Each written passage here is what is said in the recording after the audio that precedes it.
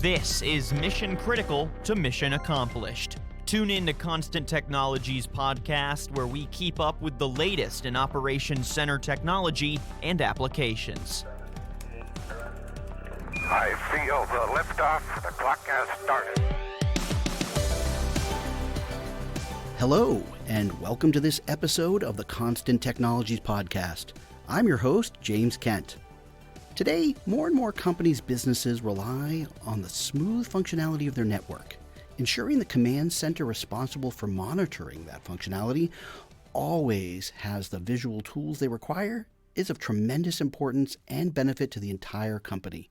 So, how to handle the specific challenges of service and support for these 24/7 rooms that never get turned off. Joining me today to discuss this topic is Ryan Wolstencroft, Principal Support Analyst at Constant Technologies. Welcome to the podcast, Ryan. Hey, James, thanks. Ryan, what do you think? Most people working in an organization never fully understand the big picture of what goes on behind the scenes of their company's network until something goes wrong, right? You couldn't have said it better. And yet, like a 24/7 manufacturing facility where it's essential for machines to run around the clock, the command center for a large organization's network, must be a challenge to keep things running and operating smoothly all the time.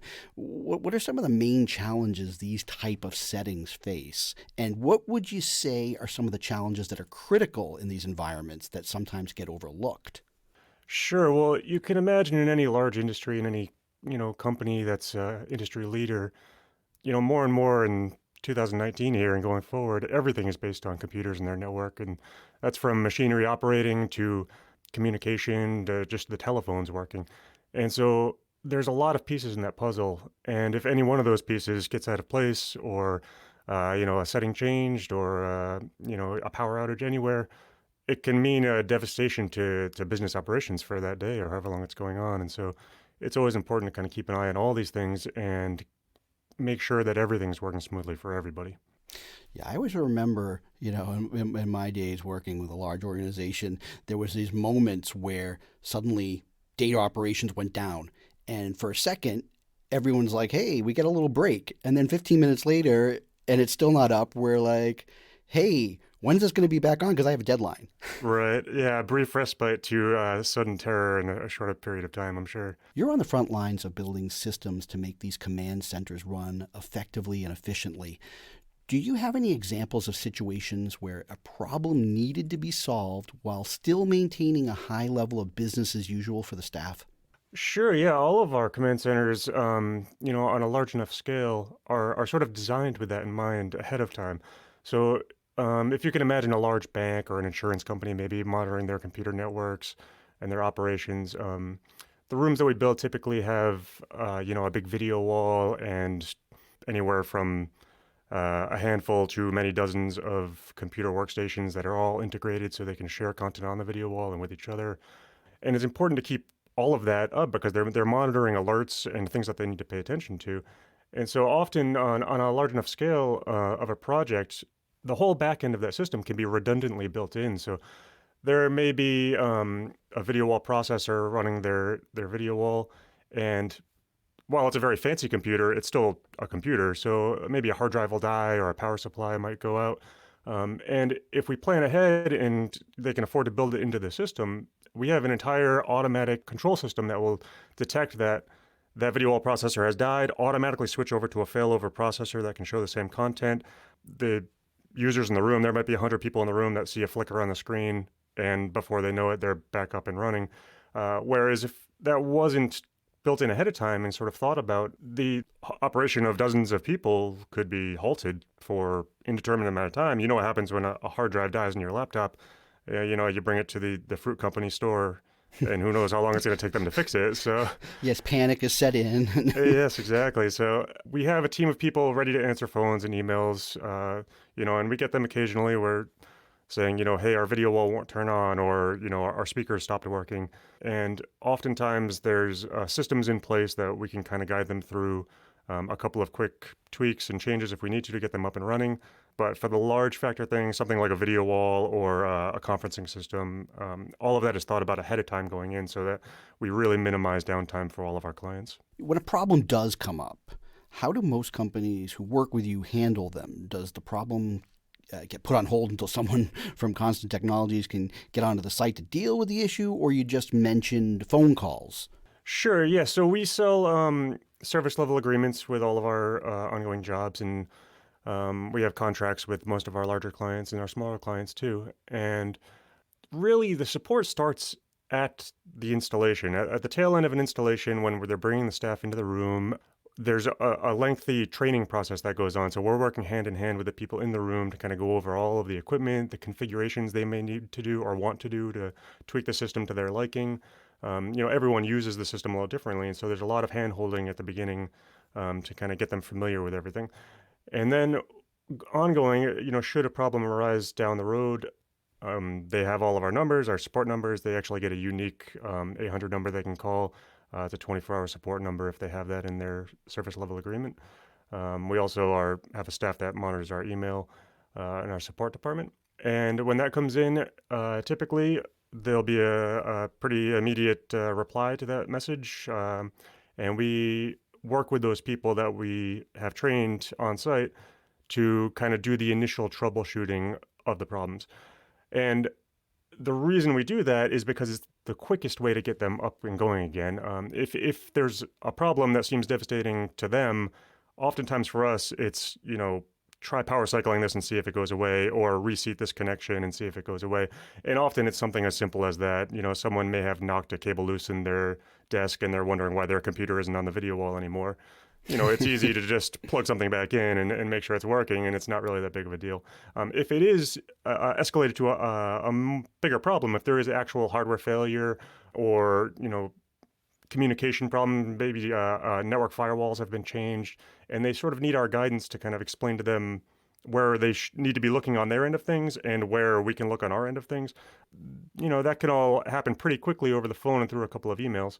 And then, if it goes even beyond that, if there's a major component that's dead in the system, something that needs to be replaced, something that needs to be reconfigured to temporarily get them rolling again pretty quickly, that's when we would send a technician to site, someone who's familiar with the system, and they can work with our engineers and get them up and going again pretty quickly. And all of those deadlines are built into the contracts that we sell also. So, a major client with a very important command center that keeps them going 24 hours a day, they might have a contract where they have an X number of hours reaction time guaranteed. So if they're down, Right. initial troubleshooting steps aren't getting them going, within 24 hours, 48 hours maybe, we'll have somebody on site there to fix it. When it comes to these service agreements, what type of maintenance? Is there sort of a yearly maintenance recommendation?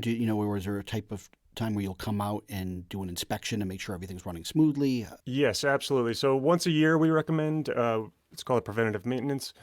We'll send a technician to site, sometimes two technicians, depending on the size of the job. They go through the system top to bottom, check all of the gear, all of the logs. They clean everything, all of the filters and fans, make sure everything's working tip top.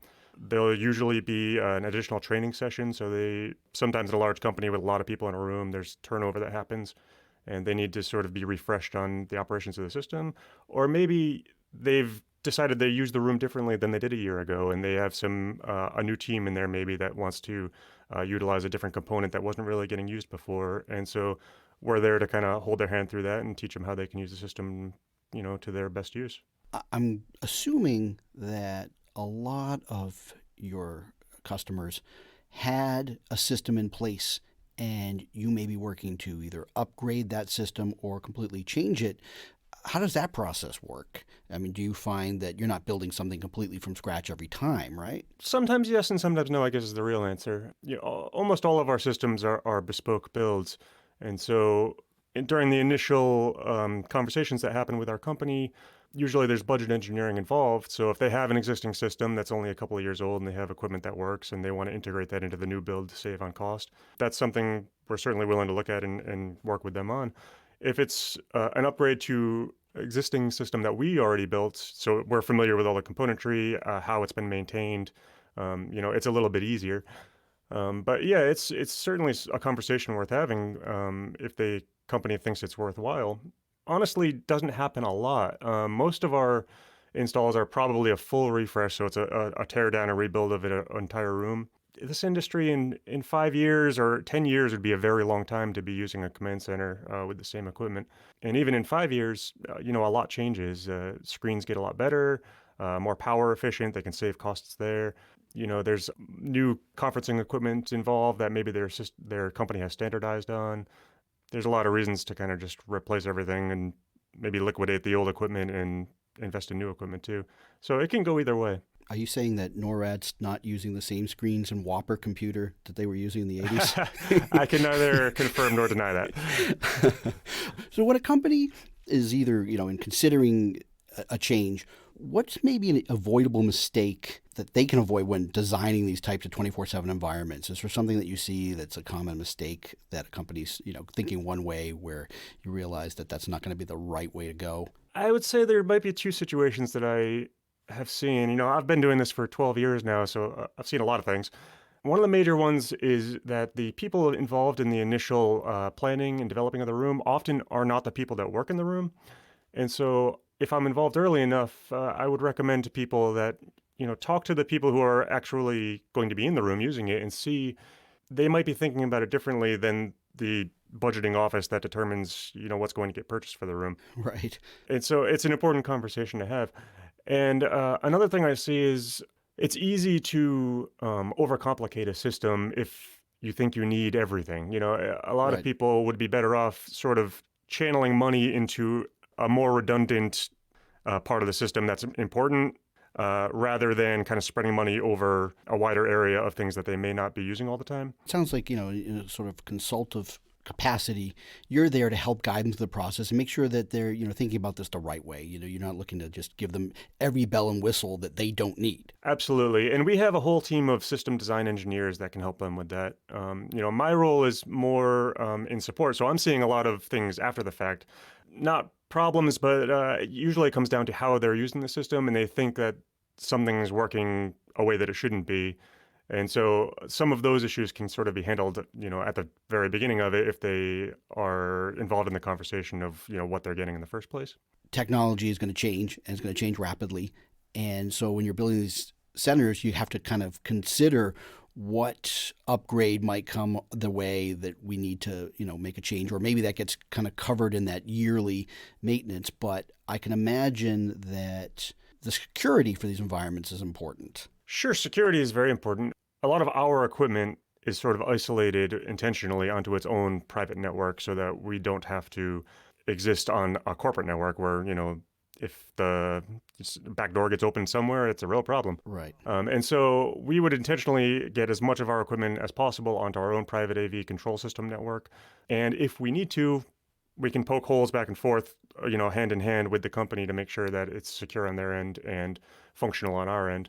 Oftentimes, there's really not that much equipment that needs to exist on a corporate network. It might be, there'll be VTC equipment, conferencing equipment that they'll need access to.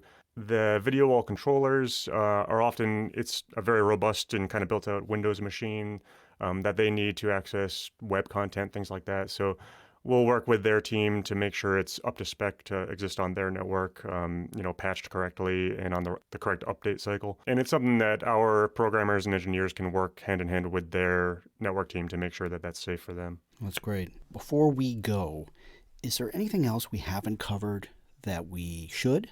There's a lot of new exciting equipment that's happening out there right now that some companies are starting to look into and have that conversation with us. Especially the video wall technology. You're seeing video walls now, and you go to the mall and you see them in the fruit store and, advertisements they have in the aisles. And, that's very new to people, but to us, that's very old. I mean, we've been seeing this for decades now. The LED video wall industry is something that's really exploding right now, and the prices are getting down to a point where people are willing to budget them into their builds. And I think it's a very exciting and very interesting way to build out a command center these days. Many companies, they're not only using their command centers for back-end business. They're using it to monitor their networks and make sure things are good, but they're also using it to be a very impressive room to bring their clients into and say, look at what we built. Look at these tools that we have. We're state-of-the-art, and we are able to achieve so much because of this. And it can be really impressive to bring someone into a room with a LED video wall the size of a football field that they usually see at from the other end of a stadium, not 20 feet away from them. So that can be really cool. What are you seeing some of the uses or these advantages that people are getting out of having these walls in their command centers? Well, the uses that they have for them are typically they're watching for alerts, information that comes up that tells them how their business is going. Some security operations might be watching for network activity to see, our office in Beijing is really having a spike in activity, and it's only 2 a.m. there. What's going on? And so they can see that, and the appropriate staff can all react to it and have a conversation together.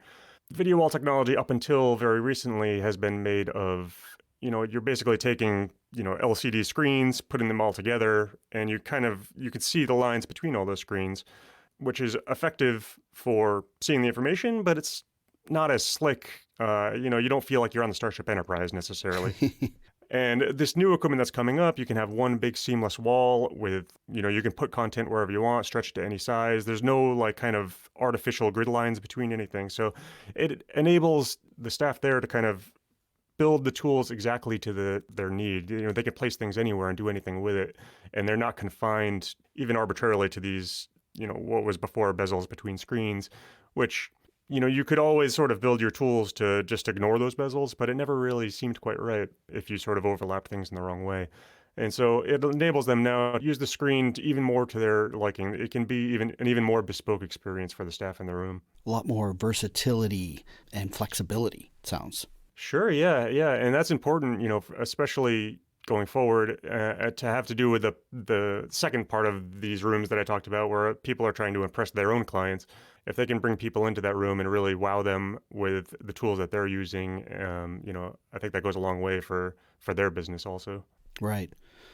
Well, this has been great. I want to thank you. My guest today, Ryan Wolstencroft, Principal Support Analyst at Constant Technologies. It was a pleasure. My pleasure, James. Thank you. And thank you for tuning into this episode of Constant Technologies. I'm your host, James Kent. Take care.